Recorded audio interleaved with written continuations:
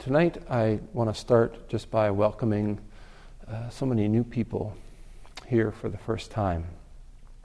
And I'd also like to welcome back all of the, not the old people I guess, but the regulars from last year who had a great time this summer and we didn't see much of you.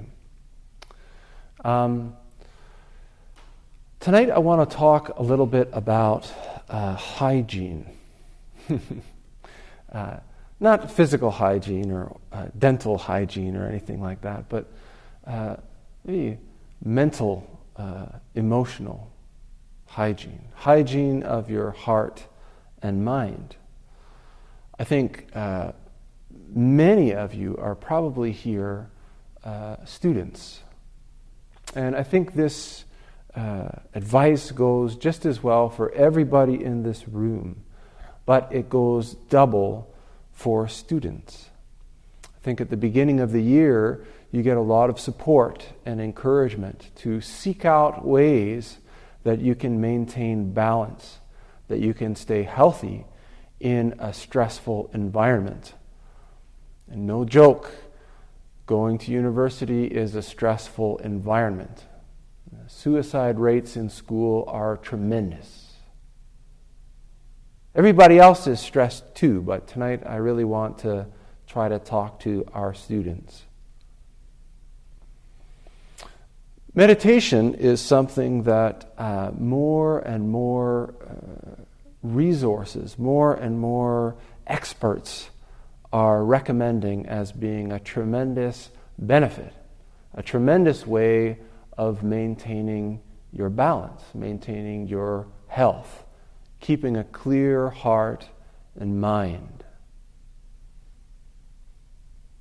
But unfortunately, if we want meditation to help us, we actually have to do it. We have to not just intend to keep up a practice, but to actually take up a practice, keep a practice, and maintain a practice. And this is absolutely challenging. As you go forward in your year, you're going to have more and more demands on your time. There's going to be more and more places where you will be offered to go to blow off steam, to have a good time, to just cut loose and enjoy yourself. There's going to be more offers than you have time. And you're going to have to make choices about which ones to take up and which ones to leave behind. One of the criteria, or one of the important ways of really discerning how to go forward, what kinds of things we want to engage with, is to look at the big picture of how it is that this activity leaves us afterwards. How it is this activity contributes or diminishes our overall balance and well-being. Week after week we have people who come here and meditate. And they talk about taking up a small daily practice. This kind of a daily practice of meditation is what I call vitamin Z. Zazen, seated meditation. And I highly recommend it to everybody. But what I see a lot of is, I used to work in the mental health and addictions field. And one of the things that you often see in the mental health field is that people become tremendously imbalanced. And they often have a kind of a breakdown. And so they're given a medication which will help them return to balance. And after a little while, they start taking this medication, and balance begins to return. And as the person starts to feel better and better, more and more on an even keel, they start to say, I don't think I need this medication anymore. And I find that people treat meditation the same way. They treat their vitamin Z the same way.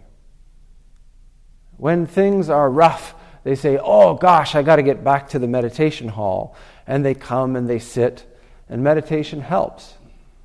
And then, feeling a little bit more balanced, they say, oh, maybe I should have a bender this weekend instead of doing any meditation. And before long, they find back to where they started. I got to get to that meditation hall.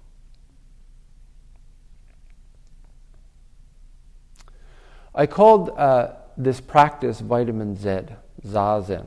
Zazen is the Japanese word that we use. It comes from the Sanskrit jhana. Jhana is a word that many people translate as meditation.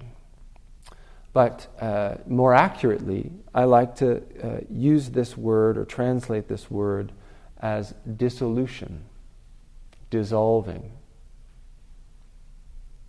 Each of us, as we go through our lives, is required to manifest strongly and clearly. Particularly when we're in school, we're challenged to manifest more and more clearly, more and more strongly. We're required to assimilate huge amounts of information. We're required to expand and manifest in ways that we have never manifested before. We're thrust into social and relationship situations for which there are no precedents in our lives. Like a mountain rising up and up and up and up. There's no rest. This is exhausting. This is utterly depleting. And so how do we find balance?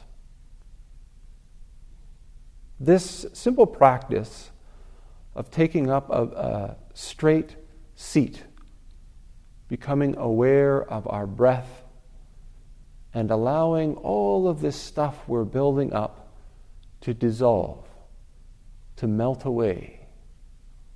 All of the thoughts, all of the to-do lists, all of the expectations, allowing them to simply melt away, to dissolve. As I'm talking about this, I'm thinking about an old TV show that I used to watch. It's like a Star Trek show.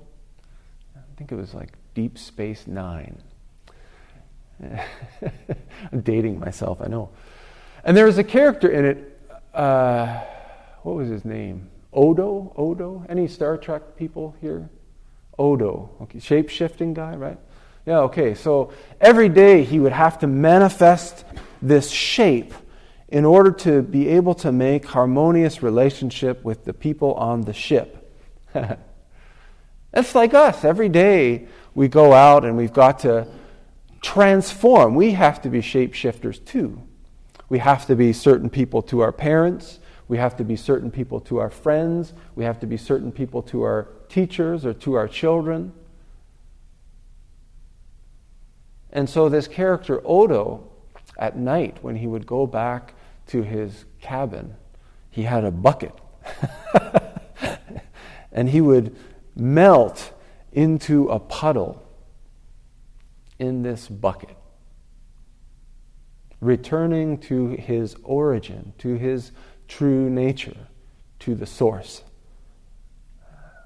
This is, in a great, wonderful, creative, kind of metaphorical way, is the practice of Zen meditation. Each of us spends so much time,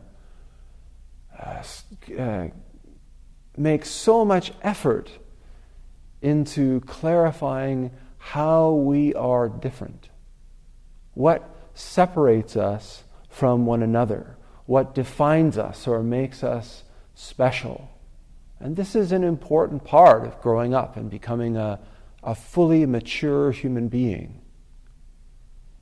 But we can also lose the experience, lose the fundamental understanding that at our origin, at the very source, we are one. One true nature, at one with all things in this vast cosmos. In the end, this practice of Zen meditation, which for many of you, especially tonight for your first time, seems really foreign, strange, contrived, ritualistic, all this kind of stuff. This is a practice that you can take up in your own room and isn't complex at all. Simply taking up a straight seat, simply turning within and paying attention to our breath, simply taking the time to go home. Not the place where our parents raised us, not the place that we left behind to come here, but a home that is even deeper than that. It's an opportunity to return to our very origin, our very nature.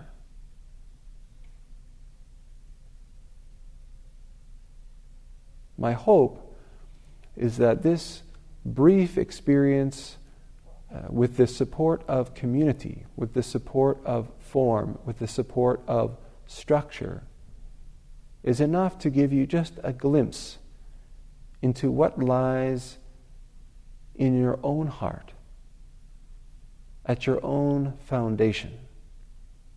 It's not something that you need to come here or go to any church or spiritual center to realize, to experience, or to grasp. Always, in each and every moment, already, you are home. You just have to take the time to realize it. So, as you go forward in this year, everybody, not just the students, where you'll be pushed and pulled, driven to manifest more fully, more extremely than ever before in your life, always remember to come home. Take the time to return to your nature, to return to the source. And I just want to sort of make a special invitation and let you all know that you're always welcome to come here. Always welcome to feast at the banquet that is prepared here every Tuesday night. It's a great resource, and we're here every week. So I hope that you'll take advantage of it.